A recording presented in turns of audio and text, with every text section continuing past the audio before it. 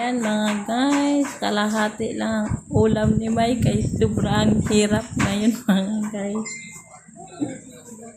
Hati-hati lang kay mahal na ang bilihin dito sa Pilipinas. Ang, ang ulam mo May, kalahating isda kay wala na simpang bakal.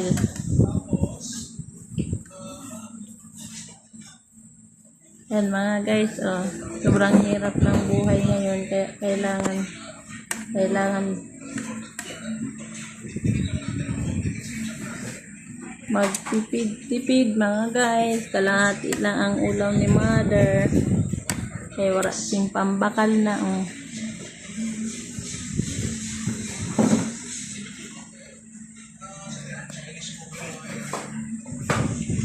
ubos na ang budget, sobrang mahal dito sa Pilipinas mga guys.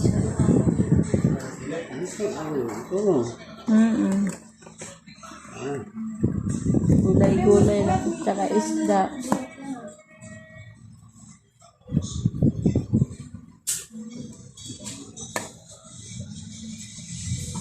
Masarap na yung pagkaon.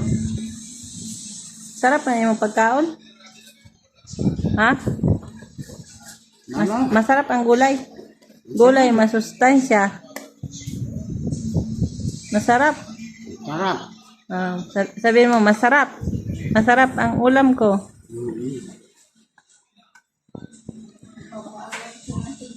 Sabi mo, masarap. Masarap ang ulam ko. Gulay, masustansya. Yan guys, 83 years old na siya guys. Masarap daw po yung ulam niya. Gulay, tapos kalahating isda. Masarap yan? Masarap nga ni. Masarap ng ulam. Yeah, masarap ang ulam niya. Gulay, pangpahaba ng buhay. Masarap. Oo. Masarap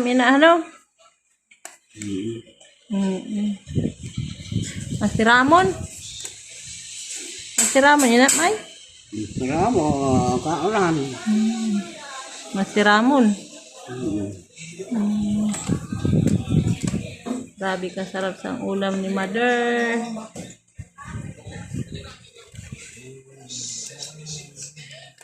Sabi mo, gulay pangpahaba ng buhay. Ha? Gulay pangpahaba ng buhay. Masarap. Sabi mo, gulay pangpahaba ng buhay. No? Sabi mo, gulay pangpahaba ng buhay.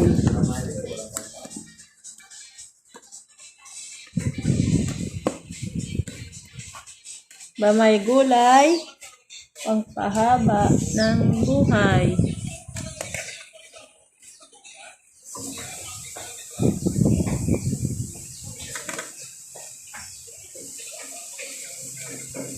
Ayaw na ito pagpuruta.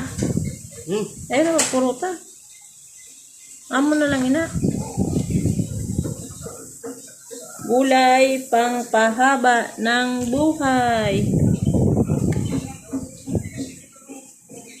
Isda.